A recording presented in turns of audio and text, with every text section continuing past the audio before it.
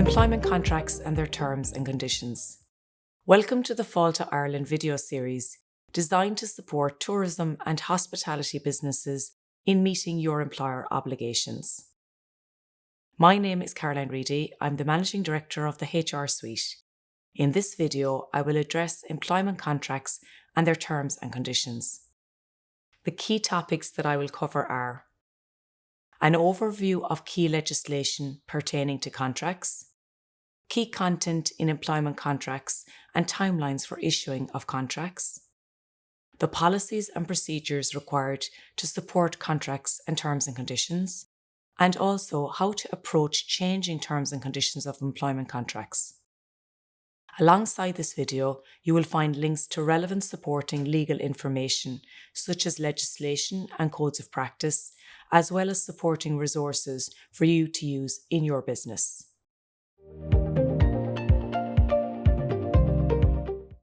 The two major pieces of legislation that we need to consider when looking at contracts of employment are the Terms of Employment Information Act 1994 and the more recent Employment Miscellaneous Provisions Act 2018. The Terms of Employment Information Act 1994 tells employers when they need to issue employees with a statement of their full terms and conditions of employment. It also outlines the terms that must be included in the statement and states that an employer must notify the employee of any changes in the particulars given in the statement. The Employment Miscellaneous Provisions Act 2018 adds a further deadline when it comes to the issuing of contracts and outlines the 5 core terms of employment. It introduces new provisions to protect employees against penalisation for invoking their rights under the Terms of Employment Information Act 1994. The European Union Transparent and Predictable Working Conditions Regulations 2022 was introduced in December 2022 and amends what was outlined in the Terms of Employment Information Act. These new regulations amend the deadline for an employer to issue an employee with a full contract of employment, outline additional terms to be included in a contract of employment, and outline 5 more core terms in addition to those set out in the Employment Miscellaneous Provisions Act. The Payment of Wages, Amendment, Tips and Gratuities Act 2022 also outlines an additional core term. The purpose of the legislation is to avoid ambiguity for employees and to ensure that they know who their employer is and the specifics around their terms and conditions that they are signing up to.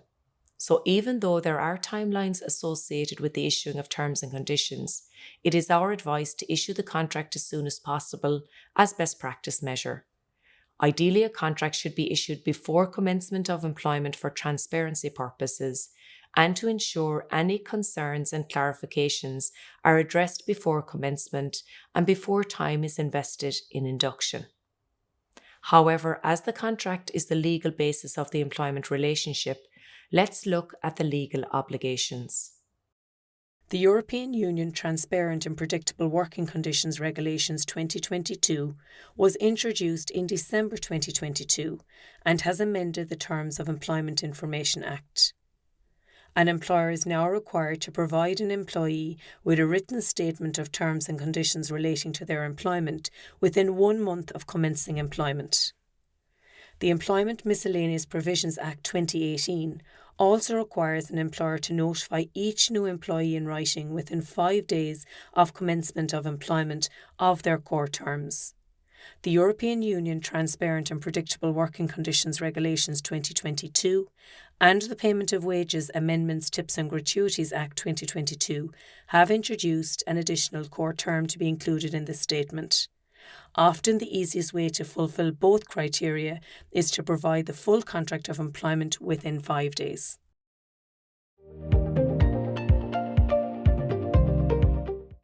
If an employer was to provide a statement of core terms within 5 days, the core terms are as follows: the full names of the employer and the employee, the address of the employer, the expected duration of the contract in the case of a temporary contract, or the end date if the contract is a fixed-term contract, the rate or method of calculation of the employee's pay, the number of hours the employer reasonably expects the employee to work per normal working day and per normal working week, any terms and conditions relating to hours of work including overtime, the duration and conditions relating to probationary period if applicable, the place of work or where there is no fixed or main place of work, a statement specifying that the employee is employed at various places or is free to determine his or her place of work or to work at various places. The title, grade, nature or category of work for which the employee is employed, or a brief description of the work. The date of commencement of the contract of employment, the distribution of tips, gratuities and service charges. Employers can use the written statement of employment resource provided alongside this video. In the full contract of employment, these core terms must be included along with the following terms: frequency of payment, for example, weekly or monthly. Pay reference period. The pay reference period is the period selected by the employer that indicates the period of time for which the employee is being paid for. It is also the period from which the average hourly pay will be calculated. Any terms or conditions relating to paid leave other than sick leave. Any terms or conditions relating to incapacity for work due to sickness or injury.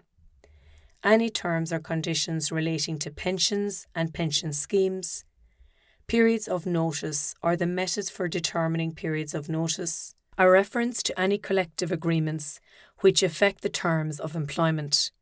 A collective agreement is an agreement made by or on behalf of an employer and a representative trade union. Employers can use the contract template resource provided alongside this video for guidance.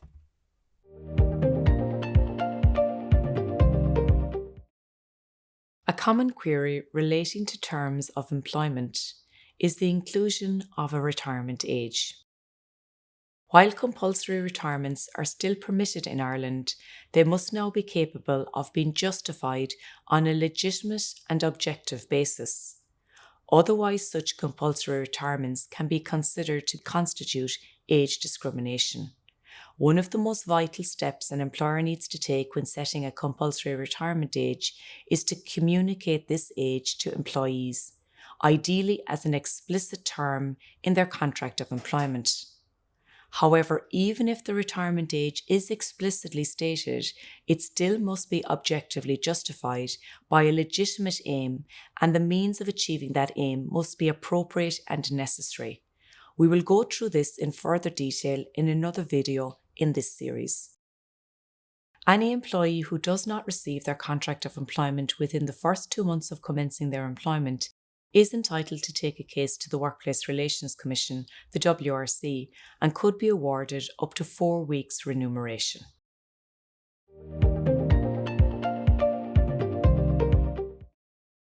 An employment contract is also known as a contract of service.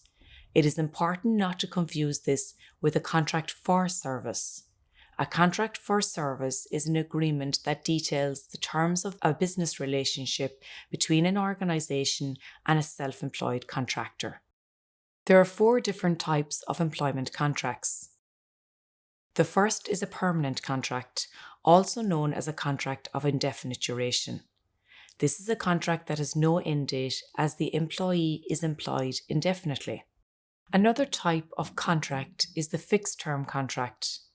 This is used a lot in the hospitality sector for employees who are hired for a specific period of time. For example, the busy summer period or a seasonal period like Christmas. This contract has both a start and an end date.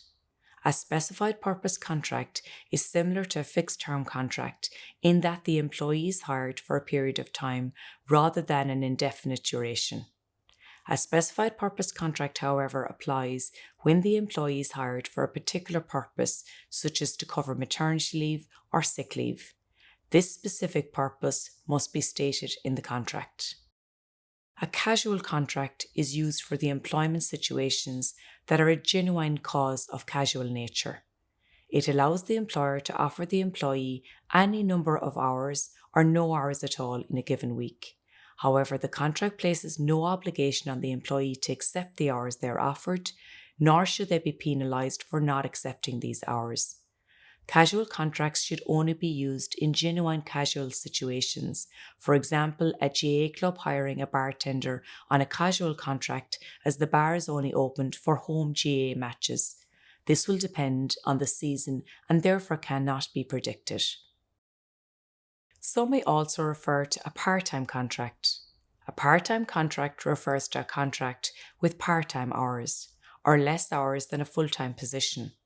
A part-time contract still must be permanent, fixed term, or specified purpose, just with part-time hours within it. Therefore, any rules that apply to full-time, permanent, fixed term, or specified contracts also apply to part-time ones. As I mentioned previously, fixed-term contracts are very common in the hospitality industry. However, they are often used incorrectly. To issue a fixed-term contract, you must have a legitimate reason for doing so.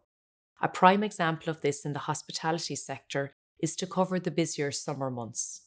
This is a reasonable reason as the hospitality industry experiences an increase in business over seasonal periods. An example of the illegitimate reason might be to assess an employee's performance and fit for the role. This is not a suitable reason, as the purpose of the probationary period in any contract is for this purpose. When issuing a fixed-term contract, you must outline the reason for issuing the contract with it, rather than a contract of indefinite duration. A letter of this nature should be issued alongside the renewal of a fixed-term contract. Employers can use the fixed-term contract letter resource provided alongside this video. There is also a number of other requirements associated with fixed-term contracts, including that an employee can have a number of fixed-term contracts with the same employer, provided that the combined duration of those contracts don't exceed 4 years. In the event it does exceed 4 years, the employee will be considered permanent. What is also important to remember when ending a fixed-term contract is that an employer should not simply allow the fixed-term contract to expire and then expect the employee not to show up for work. Instead, the employer needs to meet the employee to discuss the ending of the contract and to confirm the end of the date and the reason for the non-renewal of the contract. The employer must also follow up in writing and should give the adequate notice as specified in the initial contract.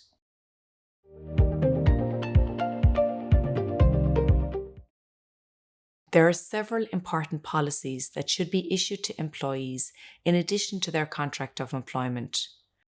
Among the most important are the Discipline and Grievance procedure, the Dignity and Respect policies, and these procedures should be given to employees within 28 days of starting their employment. Your Disciplinary and Grievance procedure should reflect the National Code of Practice in terms of discipline and grievance procedures. Codes of practice are guidelines and rules that employers are expected to implement in the workplace.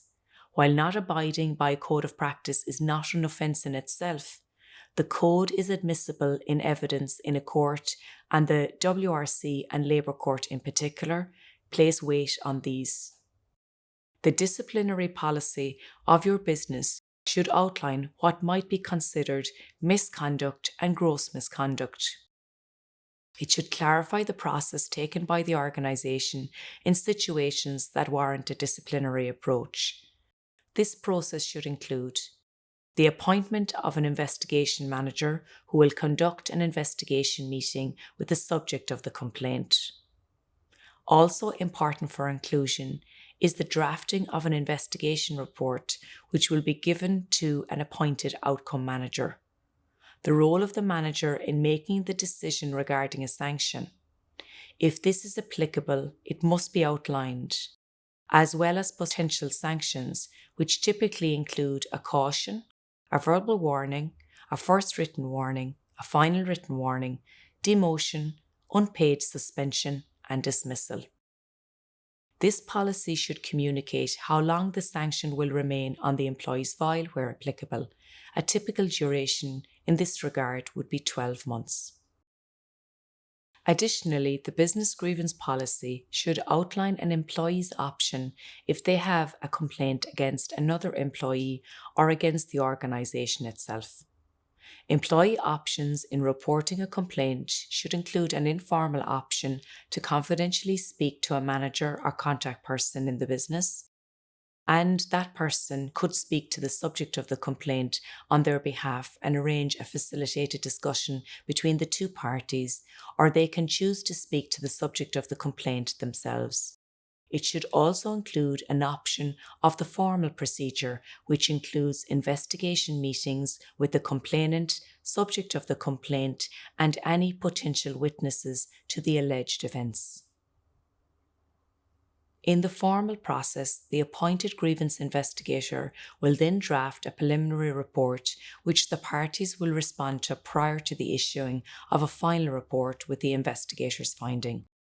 This report will then be given to an appointed outcome manager who will make a decision on whether the allegations should be upheld or not.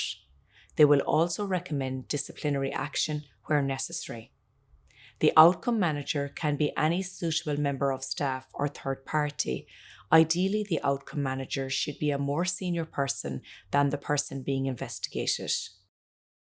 The dignity and respect policy should align with the code of practice for employers and employees on the prevention and resolution of bullying at work, as well as the code of practice on sexual harassment and harassment at work. It should detail the organisation's procedures for dealing with complaints of bullying and harassment in the workplace. We will look at the topic of employer obligations relating to bullying and harassment in more detail in other videos in this video series. Another relevant code of practice is the right to disconnect. The right to disconnect refers to an employee's right to be able to disengage from work and refrain from engaging in work-related electronic communications such as email, telephone calls, or other messages outside of their normal working hours.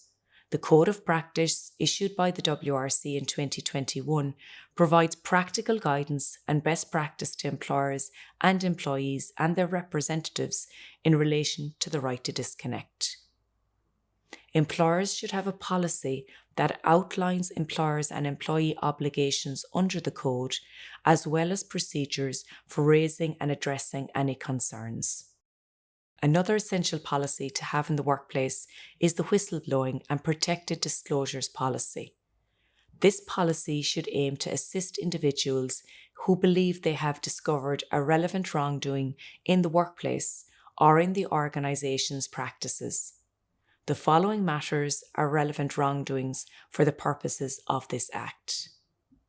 An act that has been an offence to have likely been committed. A person who has failed or is failing to comply with a legal obligation. A miscarriage of justice that has occurred or potentially can occur. A health and safety issue. An issue associated with the environment. And an unlawful or improper use of resources or funds of a public body or of other public money that has occurred or is likely to be occurring. Also, an act or an omission by or on behalf of a public body that is oppressive, discriminatory, or gross negligence or constitutes gross mismanagement. Or information that shows a matter falling with these categories that is likely to be concealed or destroyed. The policy should outline a system for reporting the information which it is in the employee's belief a reasonable wrongdoing at work, and it should outline that system. Data protection policies are also essential and must align with the Data Protection Acts and the Data Protection Regulations. This outlines employers' obligations and responsibilities in relation to how they collect, use, and protect personal data. Data protection policies should outline employers' and employee obligations, including the 6 core principles of data protection. The policy should include information in relation to employment records and the information being retained, as well as the purpose for retaining it and the employee's right to access it. A remote working policy should also cover employee obligations when working from home, and other policies like a clean desk policy, data protection, etc. still apply when people are working from home. It should also cover ergonomics and other remote working requirements. Important documentation, particularly for hospitality, are customer care, till procedures, honesty policies, and these should be included in the employee's terms and conditions and policies to outline the expectations the employer has in this regard. These policies might also include staff purchases policy and other risks associated with theft or other behaviours which might be considered misconduct or gross misconduct. Other important policies include leave policies, which should cover annual leave and sick leave. Again, this topic is covered in more detail in the other videos in this series. However, we have provided a list of the recommended policies as a resource alongside this video.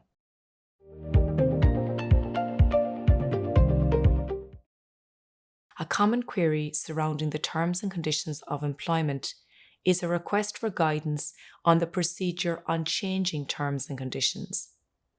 An employer looking to alter any terms and conditions should enter into consultation with the employee, meaning they should arrange to sit down and speak with the employee about the proposed changes and the reasoning behind it. Ideally, the employee would agree with the changes in their terms, and this should be signed off in writing by both parties and added as an addendum to the original contracts. Employers should work through the consultation process with the goal of coming to an agreement that both the employer and employee are happy with. Alongside the requirement for consultation, employers need to give their employees 1 month's notice of any proposed changes to the terms.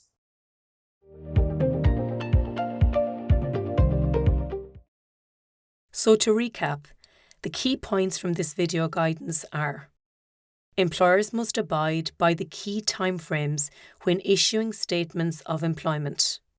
A statement of all the core terms should be provided to employees within 5 days and full terms and conditions within 1 month. It is advisable that employers should provide the employee with the full contract within 5 days in order to fulfil both requirements in one step. Employers should avoid the use of fixed-term contracts for illegitimate purposes, such as to assess performance. Instead, employers should fully utilise the probation period to assess an employee's performance and fail probation where performance is not of the adequate standard. Employers should review and update and issue important policies such as disciplinary, grievance, dignity and respect, right to disconnect, whistleblowing, data protection, customer care, honesty and till procedures. Employers wishing to change terms and conditions should engage in consultation with their employees. Further information and guidance on how to fulfill your employer obligations is available in other video resources in this suite.